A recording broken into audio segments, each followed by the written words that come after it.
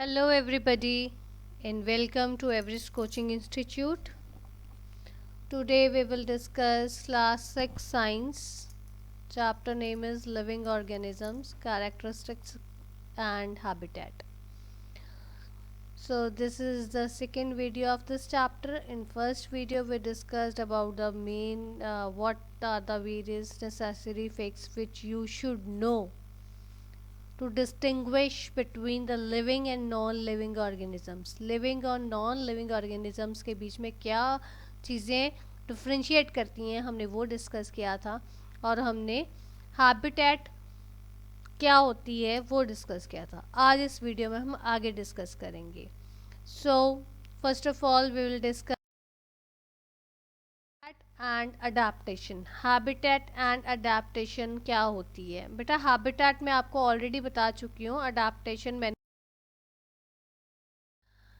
इस चैप्टर में बेटे आपको पता होना चाहिए हैबिटेट और अडेप्टेशन में दोनों में क्या फ़र्क है। अभी देखो आप हैबिटेट कर चुके हैं। हैबिटेट बेसिकली एक ड्वेलिंग प्लेस होता है, एक वो इन्वायरमेंट होता है। फिर हैबिटेट आपको वो लिविंग ऑर्गेनिजम्स को प्रोवाइड करती है वो सारी चीज़ें जिसमें वो लिविंग ऑर्गेनिज्म जो है वो सरवाइव कर सकें। अब अडेप्टेशन क्या है वो आप लोगों को अभी नहीं पढ़ी है, वो मैं अब आपको बताती हूँ अडेप्टेशन होती क्या है। Adaptation refers to the physical qualities of an animal that helps it in survival in a particular habitat or particular climatic conditions. Adaptation देखो habitat तो आपको एक सराउंडिंग्स मिल जाती हैं जिसमें अब लिविंग ऑर्गेनिजम्स रह सकता है, जिसमें वो फूड, शेल्टर, एयर, वाटर सारी नेसेसिटीज़ ऑफ लाइफ वो प्रोवाइड करता है। पर अडाप्टेशन जो होती है वो पर्टिकुलर लिविंग ऑर्गेनिज्म की, जिस जौन से भी लिविंग ऑर्गेनिज्म को आप देखोगे वो पर्टिकुलर एनिमल की या लिविंग ऑर्गेनिज्म की फिजिकल क्वालिटीज़ होती हैं उसकी अपनी, जिसके कारण वो उस हैबिटेट में अपने आप को ढाल सकता है और या वो वैसी क्लाइमेटिक कंडीशंस या एनवायरमेंटल कंडीशंस जैसी होती हैं उनके बीच में अपने आप को ढाल लेता है, अपने आप को सरवाइव करने के लिए फिट कर लेता है अपने आप को, उसको हम अडाप्टेशन कहते हैं। सो अडाप्टेशन में कुछ फिजिकल क्वालिटीज़ होती हैं हमारी पर्टिकुलर ऑर्गेनिज्म की, ठीक है। Adaptation of organism differs depending upon their place of habitat. जैसे जैसे आपकी ड्वेलिंग प्लेस होगी जहाँ भी आप रह रहे हो उस जगह के हिसाब से पर्टिकुलर ऑर्गेनिज्म की अडाप्टेशन जो होगी वो डिफरेंट होगी दूसरे हैबिटेट से। एक जगह से दूसरी जगह पे वो अपने आप को ढालता है, वो कैसे ढालता है उसका वो फ़र्क पड़ेगा। अब जैसे इंडिया में आप ले लो, नॉर्थ इंडिया में ठंड पड़ती है ज़्यादा और साउथ इंडिया में गर्मी पड़ती है ज़्यादा। तो जो लोग नॉर्थ इंडिया में रहते हैं, जो अब जम्मू कश्मीर श्रीनगर में रहते हैं, उन लोगों के लिए नीचे जाओगे अगर आप चेन्नई में, केरला में, वहाँ पे रहना उन लोगों के लिए मुश्किल है कि वो इतनी गर्मी सरवाइव नहीं कर सकते, सहन करना उनके लिए बहुत मुश्किल है। ये नहीं है कि पॉसिबल नहीं है, but it will take time for them to adapt to that environment. अपने आप को उस माहौल में ढालने के लिए उनको थोड़ा टाइम लगेगा। और सेम केरला या चेन्नई के लोग अगर ऊपर वो आ जाते हैं, श्रीनगर में आते हैं या लेह लद्दाख में जाते हैं, तो उन लोगों के लिए वहाँ पे अपने आप को ढालना बहुत मुश्किल हो जाता है। सो अगर आप छोटी एज में आओगे तो it is easy for you to adapt to that environment rather than in the age of 70s और 80s। 70s 80s में जाके आपको दूसरे इन्वायरमेंट में अडेप्ट करना बहुत मुश्किल हो जाता है, ठीक है। तो ये तो मैंने आपको जनरल अडेप्टेशन का मतलब बताया। अब है अडेप्टेशन डिफरेंट हैबिटेट्स की, सी में और डेजर्ट्स में, हम वो डिस्कस करेंगे, ठीक है। हमने डिस्कस करना है हैबिटेट इन सी। सी में हैबिटेट मीन्स हमारी जो है लिविंग प्लेस कैसी है। In sea plants and animals are surrounded by the saline और सॉल्टी वाटर। समुद्री पानी आपको पता है नमक वाला होता है, सॉल्टी होता है, उसको हम सलीन भी बोलते हैं। जितने प्लांट्स एंड एनिमल्स हैं उनके आज जो पानी में एक्वेटिक एनिमल्स या प्लांट्स हैं जो सी में रह रहे हैं, वो सारे के सारे आसपास उनके पास कौन सा पानी है? सॉल्टी वाटर है। सो वो अपने आप को ढालते ही उस माहौल में है, वैसे पानी में, कि उन्होंने वहीं पे रहना, सॉल्टी वाटर में ही रहना है। अब है रहते वो पानी में है, सॉल्टी वाटर में, एयर उनको चाहिए रेस्पायर करने के लिए, ये आप पहले पढ़ चुके हो, लिविंग ऑर्गेनिजम्स को सांस लेनी है। अब वो सांस, पानी, हवा कैसे लेंगे, सांस कैसे लेंगे? सो प्लांट्स एंड एनिमल्स क्या करते हैं, जो एयर के बीच में, वाटर के बीच में एयर होती है, वाटर के बीच में एयर होती है, तो जितने हमारे प्लांट्स एंड एनिमल्स जो हैं वो वाटर में से वो एयर लेते हैं रेस्पायर करने के लिए। ठीक है, ये है हमारी बेसिकली बेटा हैबिटेट इन सी। अब आती है हैबिटेट इन डेजर्ट। देखो दोनों अलग अलग है, सी पानी पानी, डेजर्ट रेता ही रेता, गर्मी गर्मी। सो दोनों की हैबिटेट्स इसलिए इसमें डिस्कस की जा रही हैं ताकि आपको पता चले कि दोनों की हैबिटेट्स डिफरेंट है। एक आपको मैंने बताई पानी की और एक मैं आपको बता रही हूँ डेजर्ट की, जहाँ पे बहुत सारी रेत है और बहुत सारी गर्मी है। सो डेजर्ट में क्या है, बहुत थोड़ा पानी अवेलेबल होता है। जैसे आपका सी में पानी पानी है, डेजर्ट एरिया में पानी नहीं अवेलेबल इतनी ज़्यादा क्वांटिटी में होता है पर कम अवेलेबल होता है। और दूसरा रेत है, रेत जो है गर्म भी बहुत जल्दी हो जाती है और ठंडी भी बहुत जल्दी हो जाती है। इसके कारण क्या होता है, दिन में जब सन होता है तो डेजर्ट एरिया बहुत ज़्यादा गर्म होता है, सैंड हमारी बहुत गर्म होती है।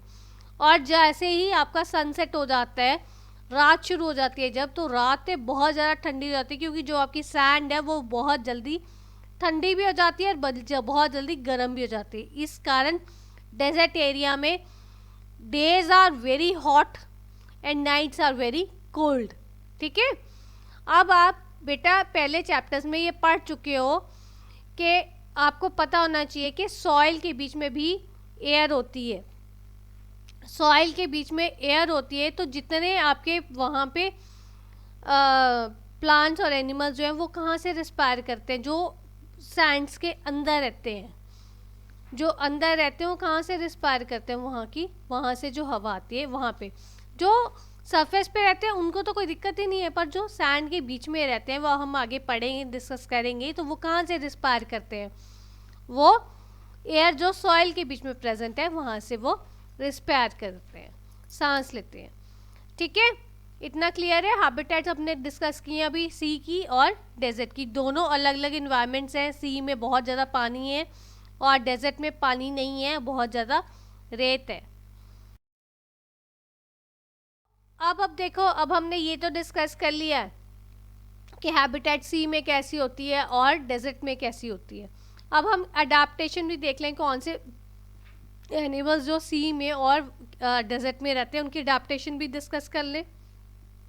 सो सबसे पहले हम अडाप्टेशन जो है वो कैमल्स की डिस्कस करते हैं। कैमल होता है ना ज़्यादा डेजर्ट में। सो डेजर्ट एरिया की एक एनिमल हमने लिया है कैमल। कैमल की हम अडाप्टेशन देखते हैं। अब देखो यहाँ पे इस स्लाइड में आपकी ये कैमल की राइट साइड पिक बनी हुई है। इसको कैमल को आप केयरफुली देखो, इसका बॉडी स्ट्रक्चर जो है नॉर्मल एनिमल से डिफरेंट है ना। इसकी लंबी लंबी लेग्स हैं, ठीक है, इसकी लंबी सी नेक है। सो ये जो बॉडी स्ट्रक्चर इसका ऐसा बना हुआ है, body structure of the camel helps it to survive in desert.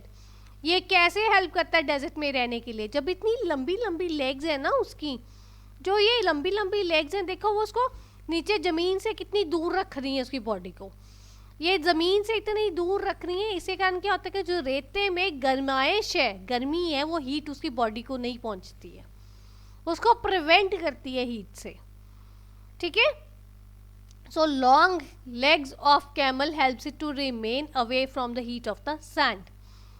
Then comes camel का बॉडी स्ट्रक्चर ऐसा है, वो ऐसा बना हुआ है कि वो बहुत कम पानी जो है वो निकालता है, वेस्ट डिस्चार्ज करता है बॉडी से इन द फॉर्म ऑफ, कैसे, जैसे उसको पसीना नहीं आता है, उसका जो डंग है वो बहुत ड्राई होता है, जो एक्सक्रीट करता है एक्सक्रीशन में, उसकी जो वो डंग वो एक्सक्रीट करता है वो बहुत ज़्यादा सूखा होता है। वो इसीलिए सूखा होता है ना क्योंकि वो पानी वो ज़्यादा नहीं पी रहा है, और वो यूरिन बहुत कम एक्सक्रीट करता है।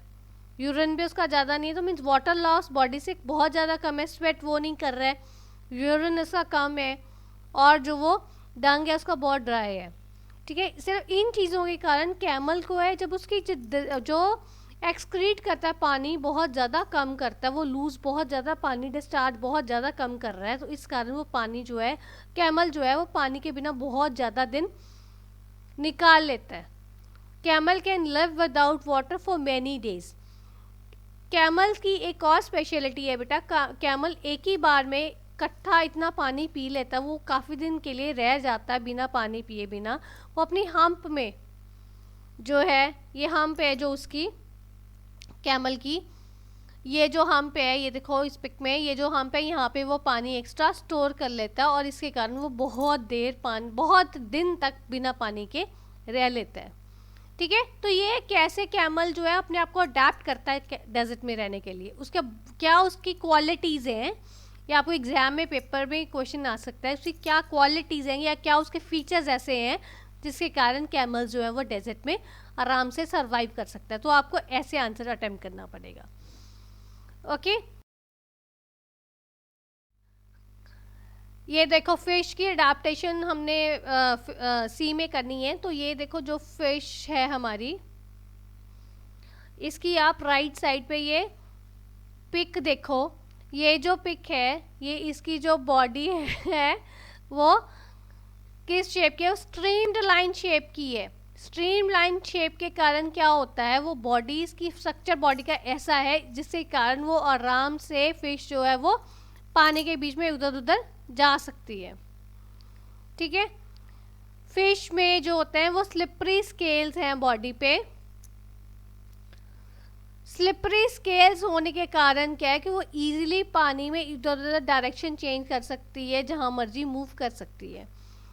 ये जो है वो पानी से फिश को बचाते भी हैं।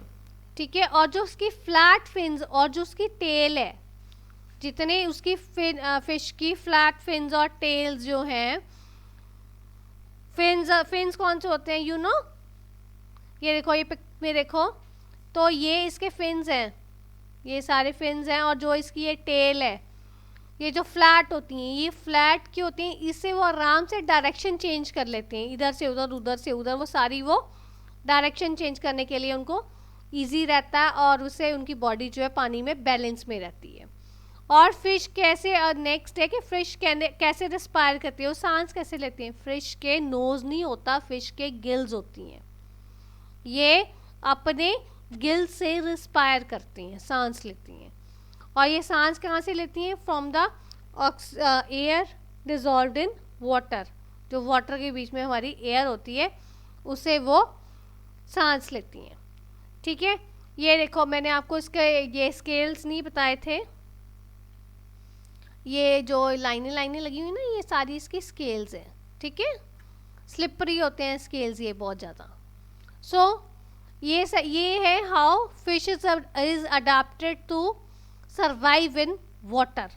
और अभी हमने डिस्कस किया था कैमल कैसे डेजर्ट में करता है, और अब हमने डिस्कस किया फिश कैसे सी में करती है। This is all about today's video. If you find any difficulty, you are most welcome to give your feedback in the comment box. Thanks for watching.